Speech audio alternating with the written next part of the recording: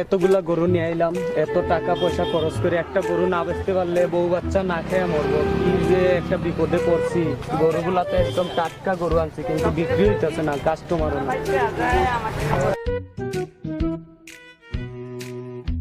ভাই গরুগুলা কার?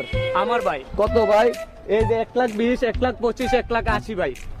ভাই গরু দেখা তো মনে না সুস্থ, সবই তো অসুস্থ। আরে ভাই একদম আমার বাসার টাটকা মাল, পালিত আমার ঘরের গরু ভাই। কি কোন ভাই আপনারা? না না ভাই নিমু না ভাই। ভাই আসেন ভাই, আরো কালেকশন আছে ভাই আমার, না, আরো ভাই। কালেকশন ভাই। আর দেখবো আসেন না ভাই। ভাই। ভাই আপনারা দেখে মনে হইতাছে না ভাই গরু কিনতে আইছেন, ফাইজলামি করতে আইছেন মিয়া, ফাইজলামি করতে আইছেন। গরু কিনন লাগবে না, জান মিয়া, লেজ দিয়ে পানি খান, জান মিয়া। না। গরু কিনতে আইছেন, দেখেন না মিয়া।